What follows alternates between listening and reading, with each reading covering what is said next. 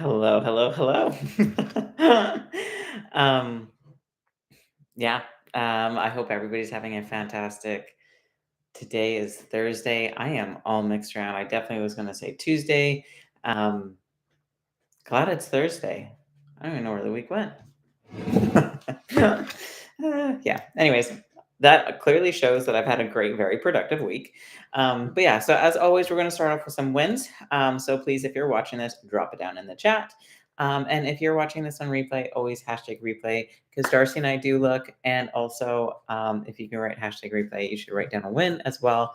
Um, for anybody who's new, kind of watching this, the reason why wins are so important. I mean, there are so many reasons, but the biggest thing is one, I'm going to quickly recap this because this is not even our topic today, but our brains as humans are wired to attract or like focus on all the negative. And so when we're doing daily things like day in and day out, it can be really boring and really tedious.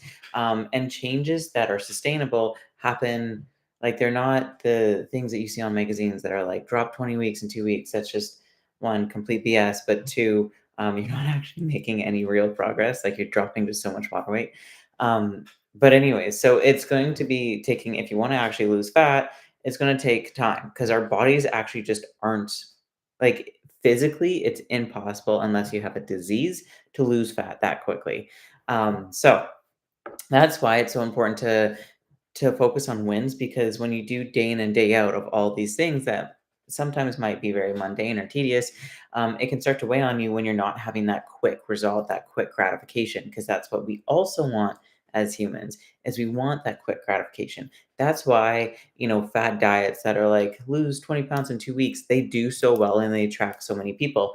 They don't do well with people keeping it off and maintaining, and they don't do well with people actually losing weight, but they do well with getting your attention. That's all they do well with. They make a lot of money because they attack people who are really, really vulnerable, and they make these huge promises that are nowhere near the truth. Anyways, that's why it's so important to say your wins because it's the small habits done every single day that get you to that end result. It's boring, but that's also why it works. And that's also why fat diets don't work. Anyways, let's share some wins. My win today, I really need to grow my glutes and my shoulders. So today, my workout was a like glute shoulder mix. And I kind of altered it for myself and I love it. It was definitely a good day for that because um, I'm getting pretty tired I'm just so focused on legs and growing them that it's starting to just drain my nervous system. And so today was a good day for like that type of workout because it was a bit lighter.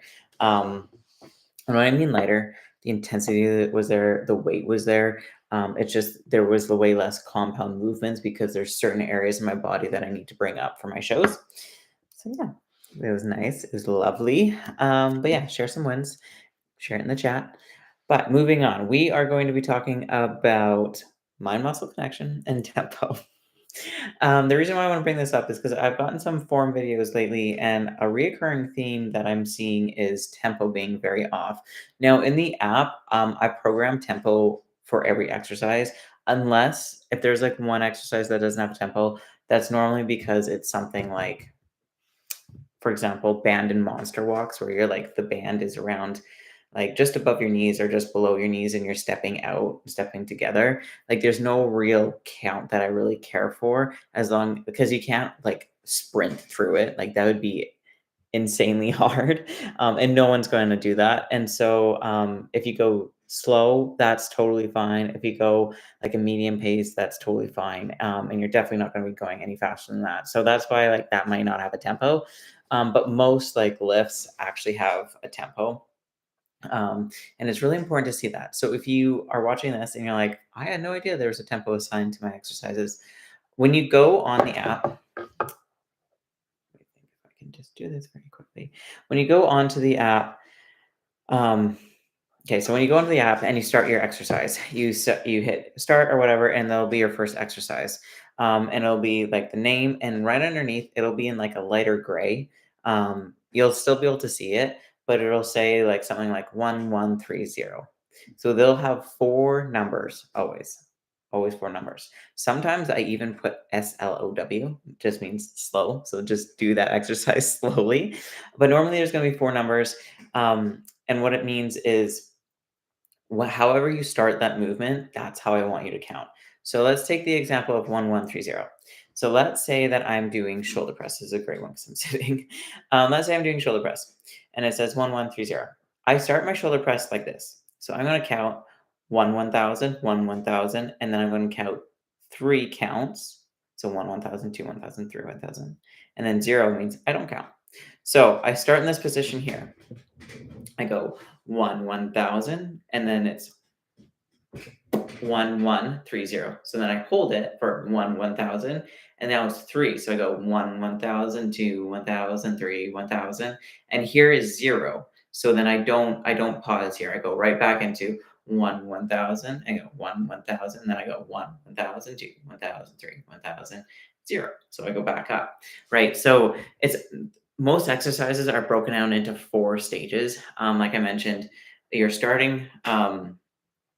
Or your starting is going to be your first movement. So the first movement goes up, and then you either hold it or you don't hold it, and then you come back down, and then you either hold it or you don't hold it. So that's four stages. Another good one, since I'm standing, is let's pretend that I'm doing seated lateral raises. Let's pretend I'm doing seated lateral raises. So if I start here, right? And so the four quadrants are going to be my first movement, if I'm holding it, my coming down movement, and if I'm holding it. By the way, when you shorten a muscle, it means concentric, and when you lengthen the muscle, it means eccentric. So for this purpose, my shortening my muscle, I wonder if this is going to be better if I take this off. Should have taken this off before. But anyways, so my muscle here, when I shorten it, as you can see, it's coming up and it's shortening in length, right? So that's going to be concentric. So what I'm going to, if it's 1130 again, I'm going to count 1000, and then I hold it for 1000, and then it's three. So I go 1000, 2 1000, 3 1000, and then it's zero. So it's zero. Let's change it up, and let's do 2222. I don't know. Throwing some numbers out there. So same exercise. So we're gonna go 1000, 2 1000, and 1000, 2 1000, 1000, 2 1000, and then go 1000, 2 1000, and then we just repeat. So that's how tempo is, and you'll see it on, like I mentioned, every exercise. It's really important because certain exercises have a bigger tempo. For example, hamstring curls. I'm gonna pretend my leg is my arm. My arm is my leg. So here's my arm. Let's pretend like this is my hamstring here. This is my foot. This is my ankle, and my glute is right. My delt, right? Okay, I'm like doing lying hamstring curls. There's a bench. So if I were to say, if it was like, let's say it was 1140. Okay, just to change it up. That means I'm gonna go 1000, 1000, and then I'm gonna go 1000, 2 1000, 3 1000, 4 1000, and then it's zero. So then I just go right back into it.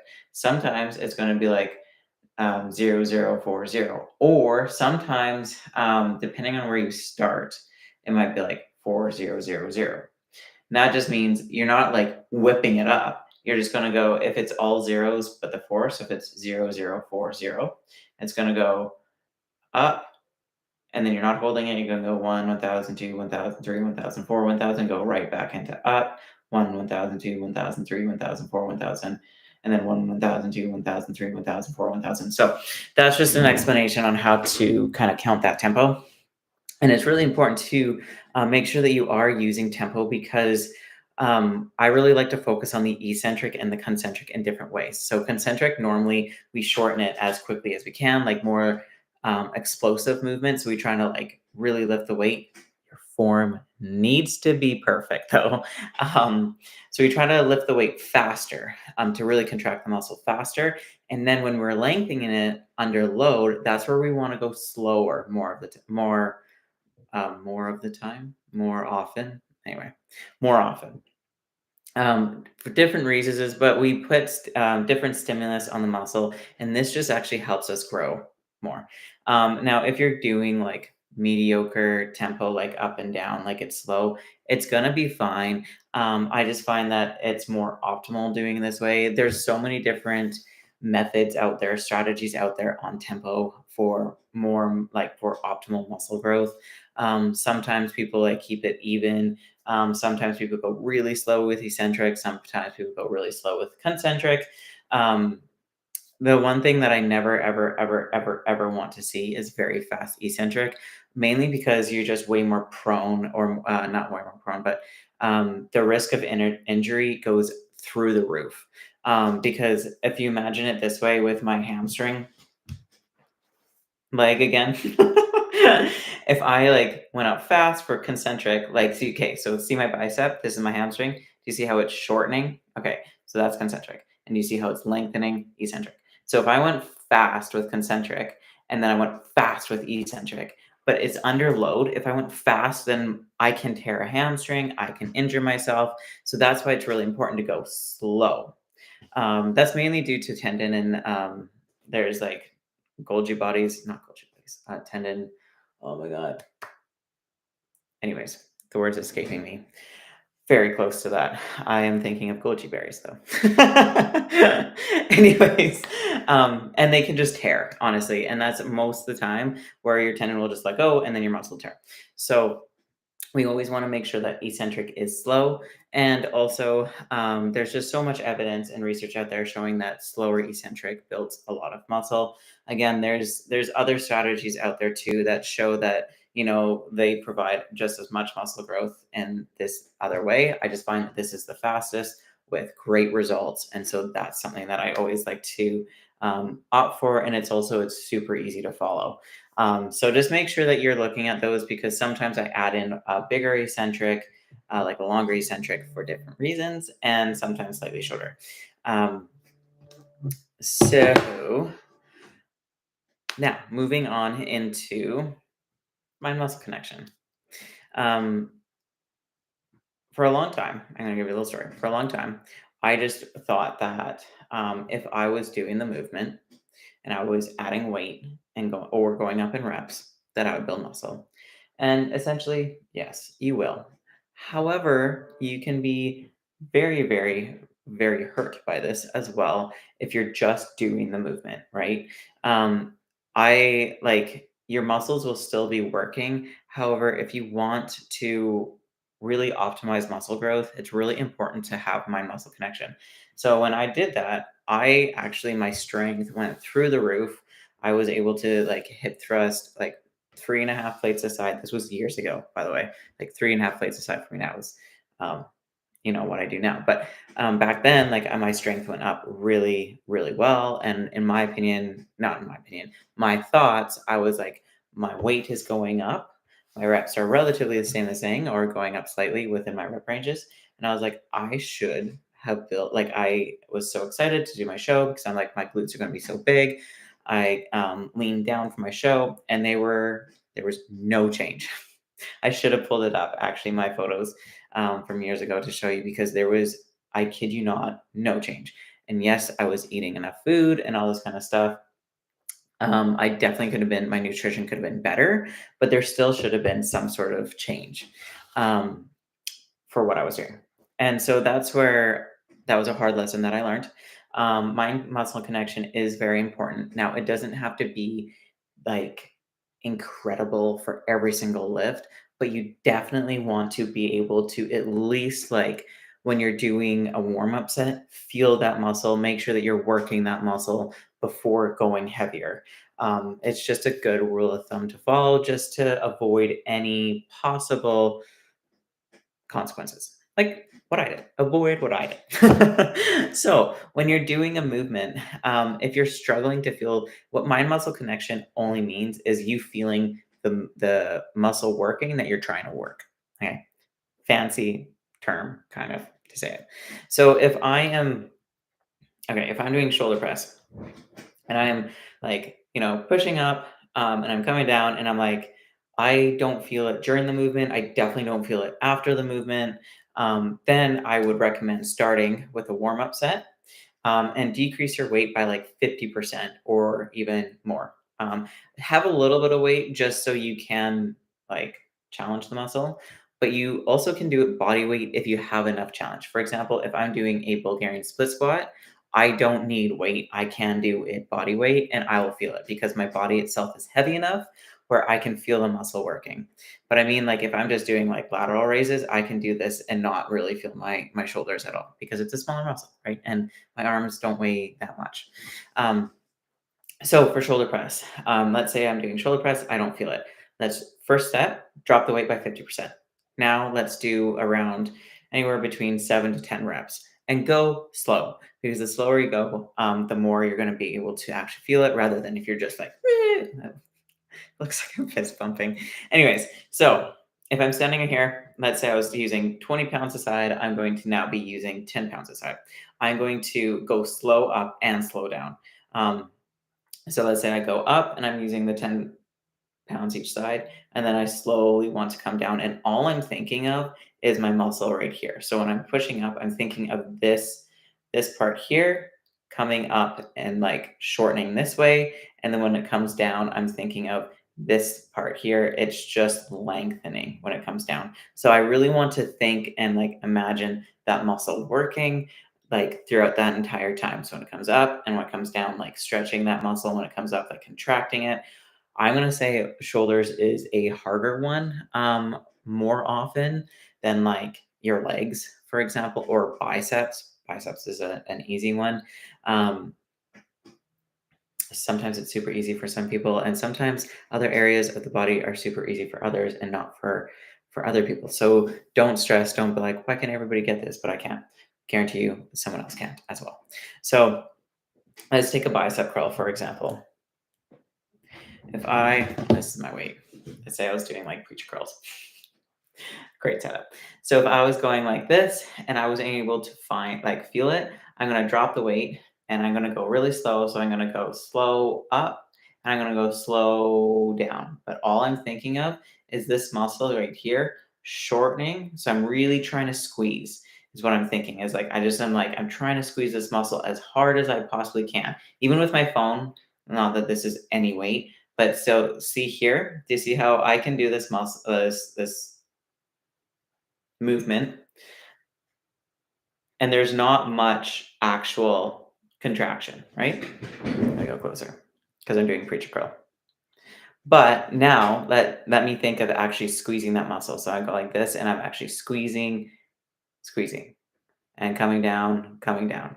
Now it's pretty hard to see with this light, but there is more of a pop is what I'm going for. And that's because I'm putting intentional focus on really contracting and squeezing the muscle. So same thing goes for the shoulder press. Like really think of squeezing your shoulders and then them lengthening and stretching. And it takes practice. It's not something, sometimes you can do one movement and it can be like super easy. Normally it's like a muscle group, like my back. It's super easy to get my back to engage versus I struggled for years with my glutes. But now I'm able to engage my glutes really, really well and very, very easily. So just know that if you try this and you're like, I can't get this, it's okay. Shoot myself or shoot a message to myself or Darcy. Anyway, shoot one of us a message, whoever your coach is, and be like, I can't, I'm trying to do this, I can't engage it. Shoot us a video with it though so we can see, because sometimes your form does need to change and then it's like, oh my goodness, now I can feel it. Like if we're doing a bicep curl and your arm is like this and you're like, I don't know, I'm trying to curl it, and we're like, no, turn it around. And you're like, oh my God, that feels so much better. No one's ever done it like that, but you know what I mean? Like if your form is off, that can actually make a huge difference on if you can feel your muscle engaging or not. And just really think of when you are concentric, just squeezing a lot, and when you're going eccentric, think of still having it engaged but stretching. So like try to have it engaged the whole time, like squeeze, but also stretch it out. Um, yeah. So those are two really, really important things that I really want everybody to drive home, because the worst thing is going to be is that you put all this effort and all this intensity into your workouts and you don't have much progress, or you don't have as good a progress as you could, right? We always want to get that most optimal type of progress as we possibly can, given the work that we're doing. So give this a go on your next, well, for every single exercise until you stop exercising, which will be until you die, because we're going to always exercise, right? No, but seriously, try to do this for every single exercise. Go slow, think of squeezing, and then let us know if you have problems with that. And then don't forget tempo as well. Tempo is very, very important. And then once you can really get your mind muscle connection in, then start challenging yourself with the weight. And if you start your workout and you're like, I'm trying to get my mind muscle connection, I just can't get it, then increase your weight and do the reps, but make sure you take a video and shoot it over to us, just so we can make sure that form is good and everything is good like that. And then we can give you advice from there, because everybody's going to be different. And so sometimes we might be like, okay, well, let's back off the weight. Let's really capitalize on how this is going, because you can feel it really well when you're lower weight. So let's maybe change your rep scheme, or being like, this looks really good. Let's keep it here and just really work on this, or, let's change this. So make sure that you send it to us, because everybody's very different. Otherwise, have a wonderful rest of your day. Have a fantastic weekend, and I'll see you guys all later.